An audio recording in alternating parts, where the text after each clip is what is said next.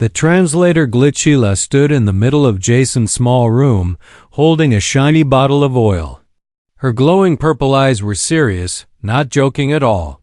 She tilted her head and said calmly, "You said, tonight we experience the back door." "I am ready." Jason dropped his drink. It spilled all over his shirt, but he didn't care. His face turned red, heart racing, brain frozen. "Did she just say?" No, Jason stuttered, waving his hands. "That's not what I meant." Zila blinked, confused. "But you said it in front of the crew. You said I haven't even tried backdoor stuff yet. Is it not something you want to share with me?" Jason's face turned even redder. "I was joking, Zila. It's a human joke. You misunderstood." Zyla's translator made a soft beep in her ear. Meaning confirmed. Backdoor equals alternative, fun, new experience. She gave a small smile, thinking she understood. So ... Something different? Something private? A special bonding thing? Jason buried his face in his hands. This was going to be a long week. 3 days earlier, Zyla had joined the human exploration team as an alien cultural exchange guest. She came from the planet Tyrellus 9, where emotions were shared using scent waves, and conversations were almost like music, but her translator had trouble with Earth language, especially with slang. Jokes and sarcasm. In the cafeteria, Jason once said, "Zyla hasn't even tried the back door yet." He was joking about her avoiding spicy Earth food and always entering the ship from the front ramp, but her translator caught a different meaning, one that led her down a strange, exciting path. That same evening, Jason walked into the engine room and stopped in shock. Zila was crawling out of the air vent, covered in dust, with a proud smile. "I explored the maintenance shaft, the backdoor path. It was ... tight, but thrilling." Jason's mouth dropped open. "Zila, you could have gotten stuck." "But it was fun," she said, brushing off her suit. "I think I enjoy backdoor entries. They bring surprise." He didn't know whether to laugh, panic, or run. Over the next few days, things got even weirder. Zyla entered the lab through the back window. She sat on chairs backwards. She even ate chocolate by unwrapping it from the bottom side first. Jason started keeping an eye on her. "Why are you doing all this?" he asked finally. She looked serious. "Because I want to experience your culture fully, even your ... non-traditional paths. They interest me." Jason sighed. "You're misunderstanding everything." "I don't think I am," she replied softly. Her voice had a strange tone, not confused, but curious, almost ... flirtatious. That night, Jason found her in the bathroom, holding a tube of minty cream.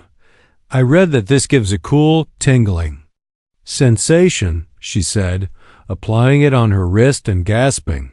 "Whoa, that is ... intense." Jason nearly slipped. "That's vapor rub. It's not for pleasure," she frowned. But the human forum said this was part of the backdoor experience. Jason groaned. "Which forums?" "Oh no. Please tell me you didn't search human forums using that phrase." Zila showed him the translator screen. Backdoor human experience. Results: 4,321,908 matches. Jason grabbed the device. "Okay, we're fixing this glitch now." Later that night, Jason sat on the balcony, looking at the stars, shaking his head. Zila sat beside him quietly. "Did I embarrass you?" He looked at her. "No, I just ... I didn't expect any of this," she smiled. "I didn't expect your people to be so full of emotion, so full of ... hidden meaning." They were quiet for a moment. "I came here to understand humans," she said. "But now I just want to understand you." Jason gave a soft smile, his heart warming. "Then start with the front door. It's much safer." She chuckled, her eyes glowing gently. "Maybe later." I still prefer surprises. He laughed. Unexpected entry point. Jason stood in the hallway, trying to unlock the engine control room with his ID card. The door wasn't responding. Before he could try again, he heard a loud clang from the wall vent right above him. Then, a voice came from inside. I think I am stuck, but I feel very brave right now. Jason stepped back as the vent grill burst open and Zila fell out, landing on top of him in a tangled mess of arms, legs, and static charged hair. She looked up at him with sparkling eyes and said proudly, I found a new way inside. The back door. Path. Jason lay there, breathless, not just from the fall, but from how close she was. Her smooth skin glowed faintly in the low hallway light, and her face was only inches away. I was just ... trying to open the door, he said. She tilted her head. But that's so boring. Zyla's obsession with non-traditional paths had now become a full adventure. She avoided every main entrance on the ship. She used air vents, supply tunnels, and even a trash disposal tube once, though she smelled like garlic soup for 3 hours after that. To her, it was part of a deep cultural ritual. To Jason, it was a daily heart attack. Why are you making your life harder? He asked as she squeezed through a cargo chute again. She grinned. Your people say the back door is for brave ones. I want to be brave for you. He nearly dropped the toolkit in his hands. One afternoon, Jason walked into the common room. It was silent until a soft pop echoed from behind the couch. Then, slowly Zyla's head rose up. I was waiting here for 2 hours, she said proudly, to surprise you from behind. Is this how humans hunt affection? Jason blinked. What ... Why would wait? Did you get that from another forum? She nodded. Yes, humans value surprises, right? Especially from unexpected entry points. He sighed. No, Zyla, that's not. Never mind. He couldn't tell her she was accidentally quoting prank videos and romance advice blogs at the same time. Later that evening, she prepared something special. Jason walked into his room and froze. His entire room had been rearranged. Bed moved, clothes folded neatly, and glowing crystals placed around the walls. Zila stood there in a ceremonial robe, holding 2 plates of food. I cooked for you. It's called Surprise Entry Feast. I combined 3 backdoor recipes, spicy, sweet, and something unknown. Jason looked at the dish. It was bubbling. Is it supposed to move? He asked. Yes, she said with a smile. It shows. The flavor is alive. He took a bite. His mouth caught fire. His ears rang. His tongue screamed. Zila leaned in, watching him burn with joy. Do you like it? He coughed, steam coming from his ears. It's unforgettable. That night, Jason couldn't sleep. He kept thinking about her. How she tried so hard. How she smiled when she got something wrong. How her soft voice always said confusing things, but her eyes always said the truth. Maybe the truth was simple. She liked him, and he was starting to like her too. He got up and walked to her quarters. The door was locked. But before he could knock, a whisper came from the air vent above. You're using the front door? Zila teased. Jason looked up. She was sitting in the vent again, watching him. You never stop, do you? No, she said. Because I want to enter your world fully, even if I have to crawl through small spaces. There was a pause. Then, Jason smiled. Okay, next time we crawl together. The next morning, the ship's captain sent out a warning message. To all crew, please stop using maintenance vents for fun. It is dangerous and not part of human bonding culture. Jason and Zyla looked at each other and laughed. Strange sensations began. Jason walked into the bathroom and froze. Zyla stood in front of the mirror, her glowing lavender skin covered in random patches of white cream. Her robe was slipping off one shoulder, her eyes wide with shock and curiosity. This ... is powerful, she whispered. My body is on fire and also freezing. Is this what love feels like on Earth? Jason's jaw dropped. What did you put on yourself? She held up a tube proudly. I found this in the medical drawer. Deep ice muscle rub. It said, apply to sore areas for intense relief. So I applied. Jason rushed toward her. That's not lotion, Zila. That's for back pain. Why would you? I wanted to explore sensations, she interrupted. Isn't that what humans do before mating? You said humans enjoy physical stimulation before emotional connection. Jason slapped a hand to his forehead. I was talking about dates, like dinner, movies, not ... chemical warfare. Earlier that day, Zila had read another cultural guide online, but her translator twisted the meaning. It translated hot and cold relationships as humans use temperature to express love. First cool the body, then heat it up, then feelings unlock. So she found every temperature-related product in Jason's cabin.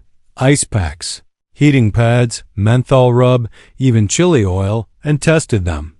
She tried putting ice cubes on her neck, then hot towels on her back. Then she rubbed the menthol cream across her thighs, thinking it would help emotional opening. Instead, she screamed. Loud. Jason thought something exploded. He came running. That's when he found her glowing, sweating, and trembling, but still saying, "This is so exciting." Later, as she sat on the bed wrapped in a blanket, sipping cold milk, Jason looked at her and said, "You're not supposed to experiment on yourself like that." "But how will I understand human feelings without touching them?" she asked softly. "Your kind hides everything behind words. On my planet, we feel first, speak later." Jason sighed. "I just don't want you to get hurt." She smiled, her voice low. "Then teach me gently." Jason froze. The translator paused, then replayed her words, "Then teach me gently," as if to make sure he heard it right. His heart thudded hard in his chest. The next morning, things didn't get any more normal. Jason walked into the kitchen and found Zila licking a spoon, her lips red and slightly swollen. "What are you eating now?" he asked cautiously. "Chili paste," she said cheerfully. "It was in the hot section. I thought I should go from cold to hot today, for balance." Jason groaned. "You're going to destroy your senses at this rate." "Maybe," she said, walking close to him, "but some sensations are worth it." She stood so close now, he could smell the hint of mint and fire on her breath. His hand brushed hers by accident. A shock ran up his arm. Not electrical, emotional. She didn't move away. That evening they sat in the observation deck, stars drifting by outside the glass window. Zila leaned her head on Jason's shoulder.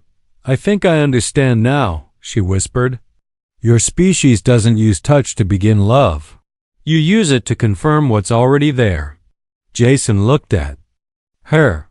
"What do you feel is already there?" She smiled faintly.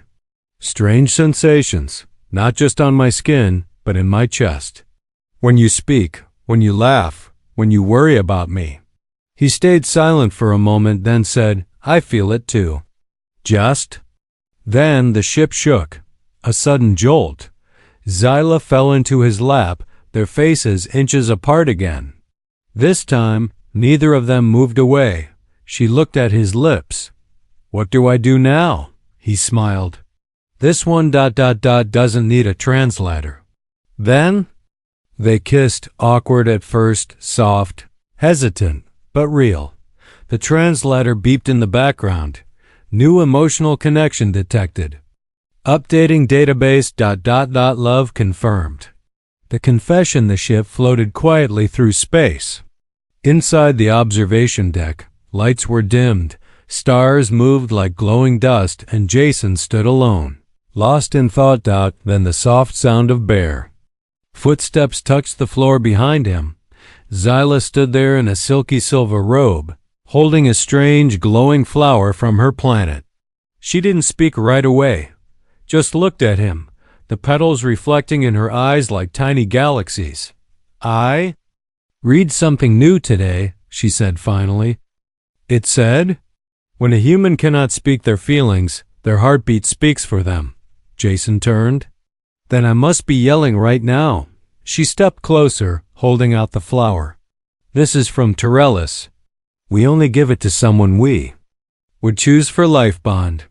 Jason took the flower with shaking hands. "Is that like dating?" "No," she said. "It's worse. Much worse. We give this only if we feel safe enough to fall apart in front of someone." Jason didn't know what to say. Earlier that day, everything felt normal, until Jason opened the storage bay and found Zyla trying on his old jacket and imitating Earth flirting rituals in front of a mirror. She didn't see him watching. She was practicing. "Hey there," she whispered to herself in the mirror. "You make my translator skip." Then she twirled and giggled. No, that sounds stupid. Okay, try again. "Are you Earth food?" "Because you're out of this world." "Wait, is that offensive?"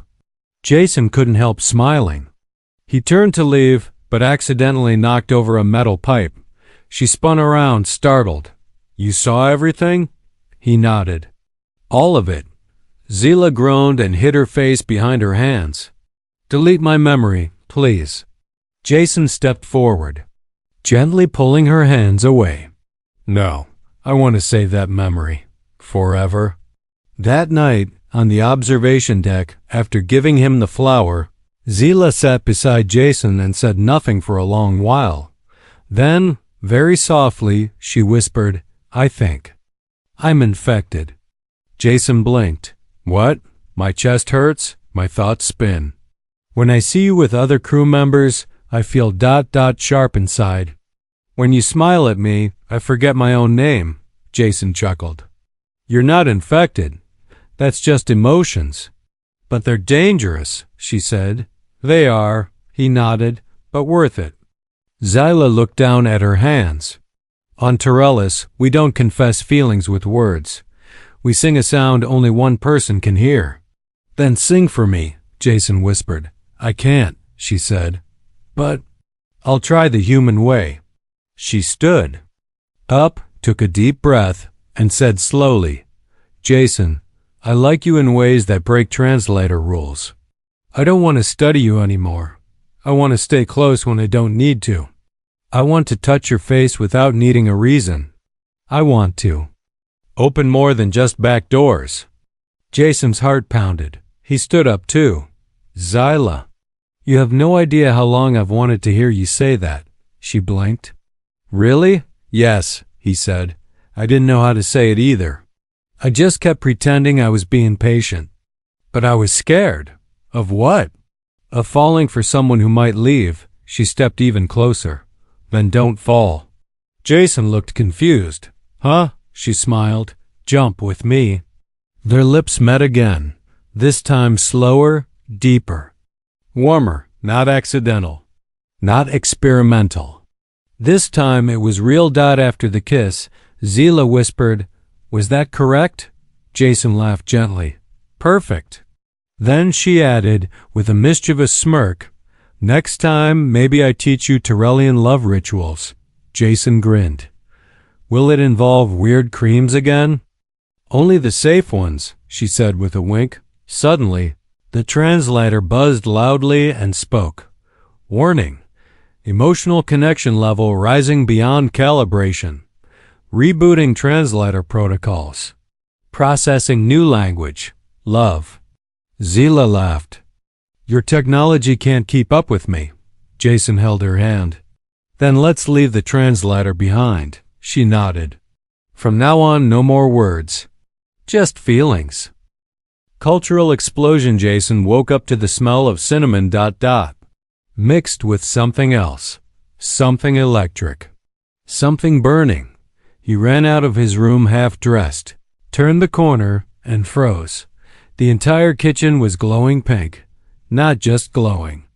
Pulsing like it was breathing. In the center stood Zila, wearing a sparkly apron over her silver robe, holding a spoon that was literally on fire. "Happy Human Romance Day," she said brightly. Jason blinked. What did you do?"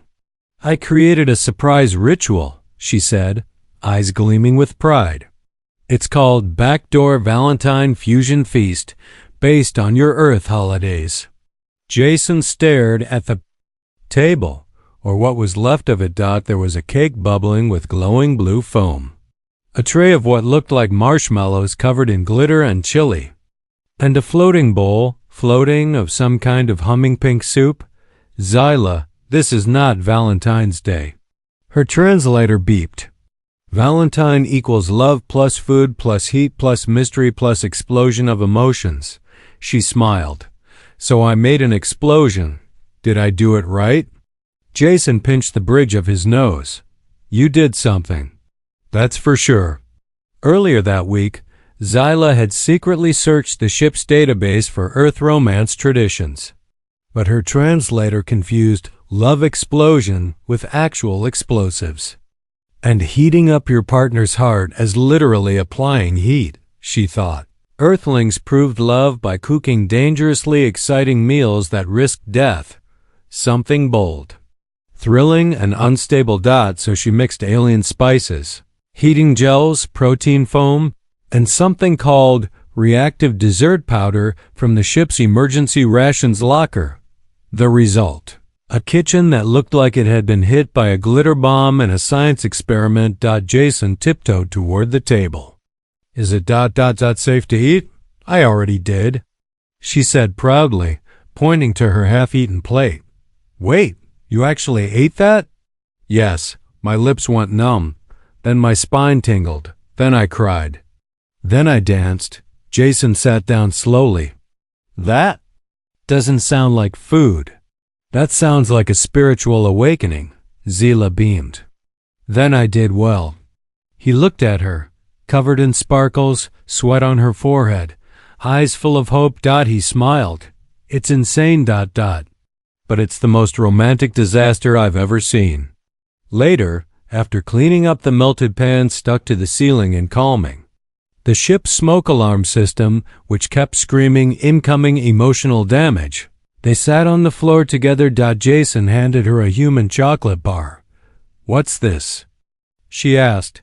"Earth's version of edible love. No explosions. Just sweetness." She bit into it. Her eyes widened. "Oh?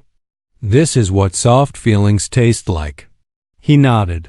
"Sometimes love doesn't have to blast through walls. Sometimes it just melts slowly." She leaned on his shoulder. "Then maybe next time I melt you instead of setting you on fire." "I'll take that offer," he said, laughing. But then, just as they were about to enjoy the quiet moment, the ship's captain's voice boomed through the intercom. "To the crew member responsible for today's food detonation, report to the command deck immediately.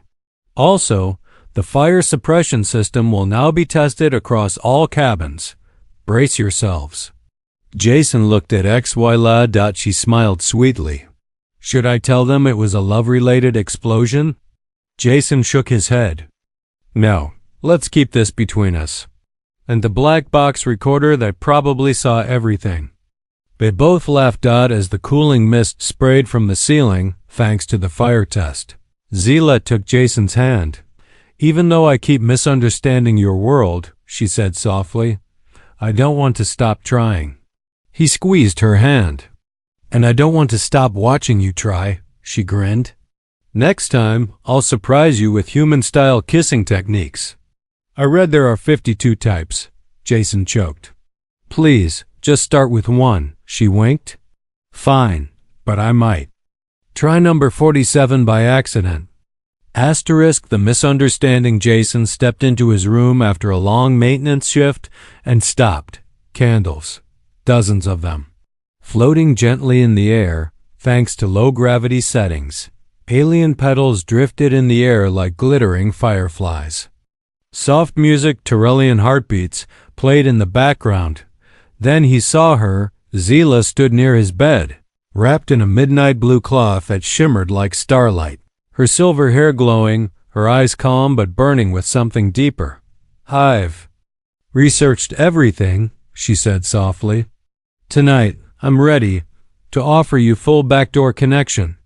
Jason's heart stopped, his brain short-circuited. What? Zyla took a graceful step forward. Emotional, physical, complete. Unity. All back doors open. No more ... hesitation. Jason blinked rapidly. Wait. What exactly do you think that means? She frowned slightly. The human term?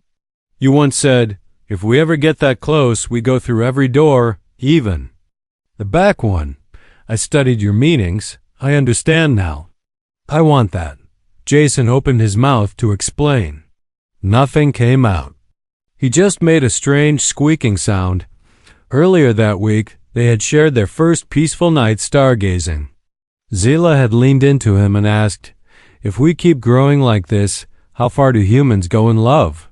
Jason, half asleep, half joking, had mumbled, all the way. Every door, even the back door, eventually. It was supposed to mean trust, openness, intimacy, but her translator processed it as advanced level bonding involving deepest entry, both emotional and physical. So she had spent the next 2 days studying Earth romantic levels. She found charts, she watched videos. She read alien user-submitted guides to unlocking human backdoor protocols. She misunderstood everything, again, but this time she was dead serious. Now in the soft candlelight, Jason tried to find words. Zila, you look stunning, but I think we have another translation issue. No, she said, voice steady. I double-checked every source. This is what humans do when they are fully in love. They go beyond the traditional. Jason covered his face with both hands. You don't understand what backdoor really means to some humans. Then teach me, she whispered. I want to go wherever you go, even to the misunderstood places. Jason let out a strangled laugh. You really mean that? She nodded slowly. Unless you don't want to explore that path with me? He looked at her, her honesty, her vulnerability, the absolute trust in her eyes. His heart melted. I want to explore everything with you, he said, but maybe we should walk through one door at a time. She smiled and stepped forward. Then start with this one. She kissed him, gently, sweetly, deeply, for a moment. There was no confusion, no translator, no galaxy, just two beings learning each other through touch. After the kiss, she rested her forehead against his. I don't need full access tonight, she said softly. Just your heart, Jason laughed. You already hacked that system days ago. Later, they sat on the bed, wrapped in a blanket, sipping alien tea that smelled like strawberries and starlight. Jason asked, So, did your research say anything else about humans? Yes, she said. That you use strange phrases to hide your real feelings. Like Netflix and chill, which is clearly not about watching media. Or want to see my spaceship controls, which clearly has no technical purpose. Jason choked. Okay, first of all, not everyone. She raised an eyebrow. Jason ... Did you lie about your spaceship controls? He blushed. No comment. They both burst into laughter. The translator pinged, back door, 72% emotional, 28% physical. Confirmed misalignment. Suggests soft reset of romantic protocol. Zila rolled her eyes. This machine still doesn't get us. Jason leaned back. It's okay, I barely get us. But whatever we are ... I like it. She took his hand. Then let's keep confusing the stars together. Understanding the heart, the spaceship drifted silently near a twin star system. The observation dome was empty, except for Jason, who stood looking at two suns dancing across the void. Behind him, The door slid open, but this time Zyla didn't crawl through a vent or burst in from the supply chute. She walked in calmly, like a human would. Jason turned and smiled. "Wow, you used the front door," she smiled back. "It felt right today," he nodded. "You finally understand human culture." She tilted her head. "No, I understand you, and that's enough." After weeks of chaos, laughter, misunderstandings, and emotional near explosions, they had reached a point where no words were needed. But today they chose to speak anyway. Zyla took a deep breath. "I was scared." Jason blinked. "You? Scared? You once jumped out of a cargo bay window to surprise me." "I wasn't scared of the jump," she said. "I was scared that if I truly showed you my heart, you wouldn't like how alien it was." Jason stepped closer. "I liked it even when it was confusing." She looked up. "Do you still like it now that you've seen everything?" He reached out and held her hand. "I don't just like it. I trust it." She handed him something small, a crystal chip. "What's this?" he asked. "My translator's memory core," she said. "I removed it." Jason's eyes widened. "You won't use the translator anymore?" She shook her head. "I don't need it now. I don't want it filtering how I hear you." Jason chuckled. "But what if I say something weird again?" She leaned in. "Then I want to hear it wrong, exactly the way you meant it." They both laughed, softly, warmly. Later, they sat together, feet up, watching the stars twinkle.